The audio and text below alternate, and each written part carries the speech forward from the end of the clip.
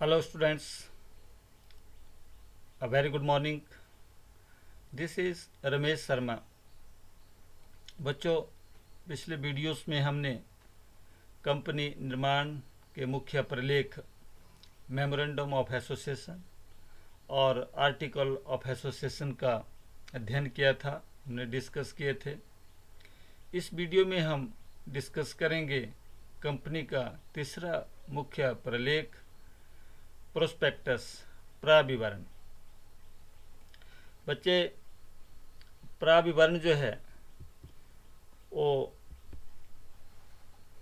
Company निर्माण में एक मुख्य प्रलेख होता है। प्रायः सार्वजनिक कंपनियों द्वारा जनता से आवश्यक धन प्राप्त करने के उद्देश्य से प्राविवरण को निर्गमित किया जाता है और कंपनी के जो प्रवर्तक होते हैं, प्रमोटर्स होते हैं, वो इसका निर्गमन समामेलन प्रमाण पत्र प्राप्त करने के पश्चात ही करते हैं। वास्तव में कंपनी के जन्म के संबंध में लोगों का ध्यान आकर्षित करने का यह एक प्रमुख साधन है और इस प्रकार विवरण जो है, प्रोस्पेक्टस जो है, कंपनी का एक, जिसको आप एडवर्टीजमेंट, विज्ञापन भी कह सकते हैं, विज्ञापन होता है।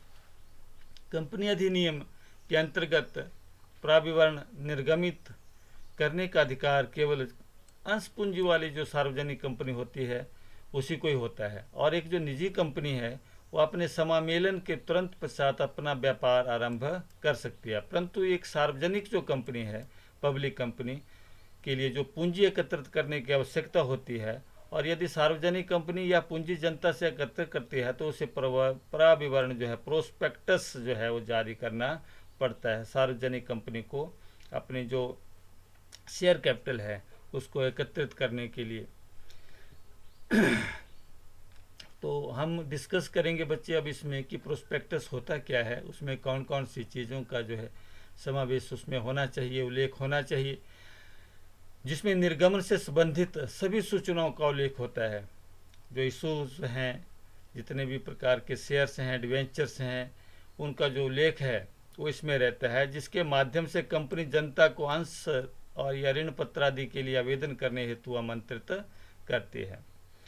It refers to that document which contains all the relevant information to the issue and through which the company invites the public to apply for shares and debentures.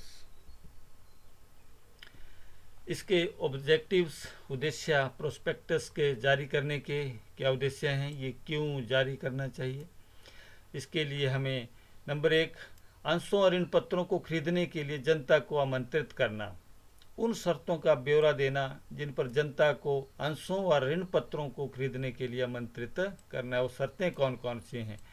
Number 3, इस आशय की घोषणा करना कि प्राविवरण में लिखी बातों के लिए कंपनी के संचालक उत्तरदायी हैं। एंड नीड ऑफ प्रोस्पेक्टस की आवश्यकता, यह आवश्यक नहीं कि प्रत्येक कंपनी प्राविवरण निर्गमित करे, ये सभी कंपनियों के लिए ज़रूरी नहीं है प्रोस्पेक्टस जारी करना, लेकिन एक निजी कंपनी पर जनता के लिए अपने अंश और ऋण पत्र बेचने का प्रस्ताव करने पर प्रतिबंध होता है, इसलिए वह प्राविवरण निर्गमित नहीं कर सकती। लेकिन एक अंशों द्वारा जो सीमित सार्वजनिक कंपनी के लिए प्राविवरण निर्गमित करना, वह अंशों का बंटन करने से पूर्व प्राविवरण या प्राविवरण का स्थानापन्न, statement in lieu of prospectus जो है, वो रजिस्ट्रार महोदय के कार्यालय में भेजना आवश्यक होता है। यदि अंशों द्वारा सीमित सार्वजनिक कंपनी पूंजी जनता से प्राप्त करती है तो उसके लिए प्राविवरण निर्गमित करना अनिवार्य है, परंतु जिस कंपनी के संचालक अपनी पूंजी निजी साधनों से एकत्रित करते हैं उसके लिए प्राविवरण निर्गमित करना आवश्यक नहीं है। तो उसे भी रजिस्ट्रार के पास क्या करना है, स्थानापन्न विवरण पत्र, statement in lieu of prospectus भेजना पड़ता है। किसके लिए? जिस कंपनी के संचालक अपनी पूंजी निजी साधनों से एकत्रित करते हैं उनको statement in lieu of prospectus जमा कराना होता है रजिस्ट्रार के पास। ओके। एंड प्राविवरण का स्वरूप तथा विशेष forms and contents of prospectus में क्या आता है? प्राविवरण कंपनी का एक ऐसा आधारभूत प्रपत्र है बच्चों जो जनता को एक कंपनी की व्यावसायिक योजना और उसकी लाभार्जन शक्ति का अध्ययन करा के जनता को अपना धन नियोजित करने के लिए आकर्षित करता है। वो सारी बातें उस प्रोस्पेक्टस के अंदर लिखी होती हैं जिसके लिए जनता जो है वो डिसाइड करती है कि उस अमुक कंपनी में अपना जो धन है वो इन्वेस्ट करना चाहती है या नहीं करना चाहती है। सारी जो चीज़ें हैं वो जनता जो है इस प्रोस्पेक्टस को, प्राविवरण को पढ़कर जो है वो कर सकती है। इसलिए आवश्यक कि प्राविवरण में कंपनी की जो स्थिति का जो वास्तविक चित्र है वो होना चाहिए। और इसमें कौन कौन सी बातें हैं? कंपनी के मुख्य उद्देश्य तथा सीमा नियम पर हस्ताक्षरकर्ताओं के नाम, main objectives of the company and signatures to the memorandum. इसमें कंपनी के मुख्य उद्देश्य, सीमा नियम पर हस्ताक्षर करने वालों के नाम तथा पते, पैसे तथा उनके द्वारा क्रय किए गए अंशों की संख्या का उल्लेख होता है। अंश पूंजी के संबंध में प्राविवरण में निम्नलिखित सूचनाएं होनी चाहिए। शेयर कैपिटल के बारे में जो आपका प्रोस्पेक्टस है और जारी करेंगे जनता के लिए, उसमें शेयर कैपिटल के बारे में क्या क्या जानकारी होनी चाहिए। कंपनी की अधिकृत और निर्गमित की जाने वाले अंश पूंजी का विवरण, जो उसमें ऑथराइज्ड कैपिटल है या इशूड कैपिटल है, उसके बारे में पूरी जो है जानकारी। अंशों के प्रकार, प्रत्येक प्रकार के अंशों की संख्या और अंशधारियों के अधिकार उसमें होने चाहिए। यदि शोध्या पूर्वाधिकार अंशों, रिडीमेबल प्रेफरेंस शेयर्स का निर्गमन किया गया है तो उनकी संख्या, शोधन, भुगतान की तिथि तथा विधि इत्यादि का उसमें जिक्र होना चाहिए। मैनेजरियल पर्सनल, प्रबंध के अधिकारी व्यक्तियों के नाम एवं पते होने चाहिए। संचालक अथवा प्रस्तावक संचालक, प्रबंध संचालक अथवा प्रस्तावित प्रबंध संचालक यदि कोई हो, मैनेजर अथवा प्रस्तावित मैनेजर यदि कोई हो। अंतर नियमों द्वारा निर्धारित संचालक बनने के लिए योग्यता, अंशों, क्वालिफिकेशन, शेयर्स की संख्या। संचालक के पारिश्रमिक के संबंध में अंतर नियमों में उल्लेख व्यवस्थाएं, चाहे उन्होंने संचालक अथवा प्रबंध संचालक या अन्य किसी रूप में भी कार्य किया हो। और मिनिमम सब्सक्रिप्शन, न्यूनतम अभिदान, वह राशि जो संचालकों की राय में कंपनी का व्यवसाय शुरू करने के लिए पहले से एकत्रित करनी आवश्यक है। नंबर 5, अभिदान सूची का खुलना, ओपनिंग ऑफ सब्सक्रिप्शन लिस्ट। अभिदान सूची के खुलने का समय प्राविवरण जारी करने के बाद 5वां दिन आरंभ होने से पहले का नहीं हो सकता। और एप्लीकेशन एंड अलॉटमेंट मनी, प्रत्येक अंश पर आवेदन व आवंटन के समय देय राशि का उल्लेख किया जाना चाहिए। यदि पिछले 2 वर्षों में कोई प्राविवरण जारी किया गया हो तो प्रार्थित, सब्सक्राइब्ड तथा आवंटित अंशों का विवरण भी दिया जाना चाहिए। नकदी के अतिरिक्त प्रतिफल के रूप में निर्गमित अंश या ऋण पत्र, शेयर्स और debentures issued for consideration other than cash, इन अंशों तथा ऋण पत्रों की संख्या तथा धनराशि जो कि पिछले 2 वर्षों में नकदी के लिए अतिरिक्त अन्य किसी प्रतिफल के रूप में पूर्णदत्त अथवा आंशिक रूप में निर्गमित किए गए हैं, इस संबंध में प्रतिफल का उल्लेख भी होना चाहिए। अंश प्रीमियम, शेयर प्रीमियम प्राविवरण के प्रकाशन की तिथि से पहले 2 वर्ष के अंदर निर्गमित किए गए हों और अंशों पर दिए गए प्रीमियम की राशि यदि कोई हो का भी विवरण इसमें होना चाहिए। अंडर राइटर्स जो होते हैं अभिगोपक, यदि अंशों या ऋण पत्रों का निर्गमन अभिगोपकों की सहायता से किया गया हो तो अभिगोपकों के नाम और संचालकों की राय की इन अभिगोपकों की आर्थिक दशा अर्थात उनके साधन उनके उत्तरदायित्वों को पूर्ण करने के लिए पर्याप्त हैं। प्रारंभिक व्यय, प्रिलिमिनरी एक्सपेंसेस, प्रारंभिक व्ययों की अनुमानित राशि तथा उन व्यक्तियों के नाम जिनके द्वारा वो व्यय किए गए हैं अथवा किए जाने हैं। प्रमोटर्स, प्रवर्तकों को दी जाने वाली जो राशि है तथा प्राप्त मूल्य, इसमें यह भी लिखा रहना चाहिए कि कंपनी के प्रवर्तन में उनका हित किस सीमा तक है। एंड नंबर 12, ऑडिटर्स अंकेक्षक उनके नाम, पते तथा शुल्क आदि का स्पष्ट विवरण होना चाहिए। इसके अतिरिक्त निश्चित स्थान या समय भी लिखा जाना चाहिए कि जहां अंकेक्षकों द्वारा, ऑडिटर्स द्वारा खातों का निरीक्षण किया जा सके। व्यवसाय का विवरण, डिटेल्स ऑफ बिजनेस, कंपनी का व्यापार अथवा उसका क्षेत्र।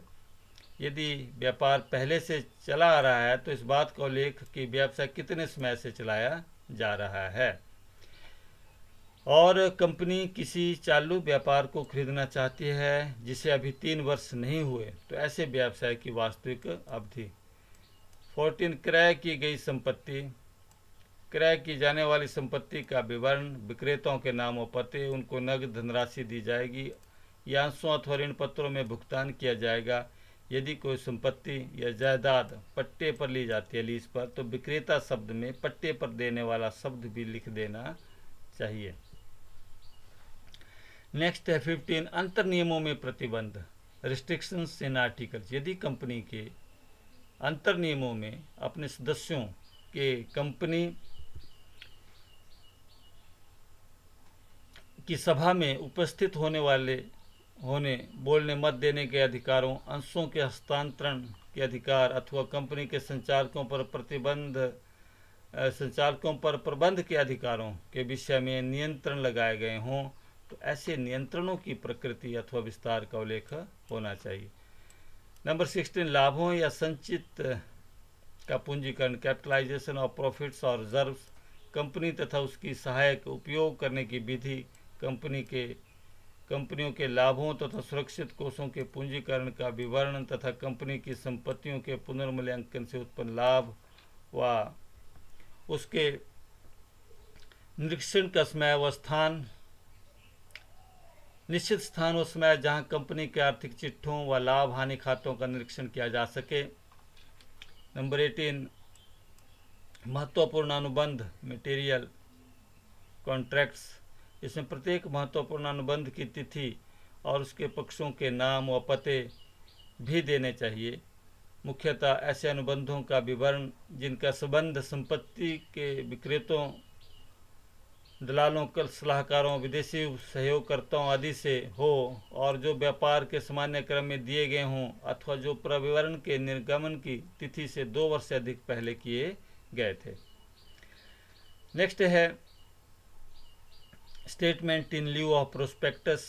जैसा मैंने बताया कि ऐसे जो अंशपत्र, ऋण पत्रों का निर्गमन नहीं कर सकते और उनके लिए statement in lieu of prospectus जारी करना होता है।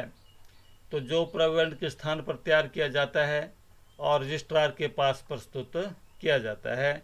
एक अंश पूंजी वाली जो सार्वजनिक कंपनी है जिसने प्रविवरण निर्गमित नहीं किया, तब तक अपने अंशों एवं ऋण पत्रों का निर्गमन नहीं कर सकती जब तक कि वह अंशों या ऋण पत्रों के आवंटन के 3 दिन पहले प्रविवरण का स्थानापन्न विवरण पत्र रजिस्ट्रार के यहाँ फाइल ना कर दे।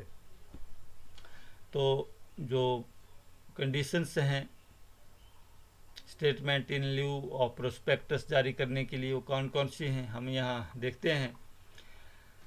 जब किसी अंश पूंजी वाली सार्वजनिक कंपनी ने अपने निर्माण पर प्रविवरण का निर्गमन नहीं किया है। नंबर 2, यदि किसी निजी कंपनी का सार्वजनिक कंपनी के रूप में परिवर्तन हो गया हो तो statement in lieu of prospectus जारी करना होता है। यदि किसी कंपनी की समस्त आवश्यक पूंजी निर्माण के पश्चात स्वतः प्राप्त हो जाती है और वह प्रविवरण का निर्गमन आवश्यक नहीं समझती। नंबर 4, ऐसी कंपनी जो प्रारंभ में अपने अंश व ऋण पत्र जनता में निर्गमित नहीं करती और बाद में निर्गमन करना चाहती है।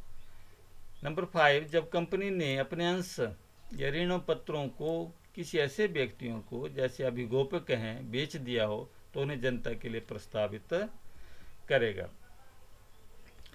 एंड कंटेंट्स और statements in lieu of prospectus, इसमें निम्नलिखित बातों को सम्मिलित किया जाता है। प्रारंभिक व्ययों की राशि, अंश पूंजी संबंधी सूचना, क्रय की गई संपत्ति के प्रतिफल का विवरण, संचालकों तथा प्रबंधकों संबंधी सूचना एवं उनके पारिश्रमिक का विवरण, अभिगोपन संबंधी सूचना।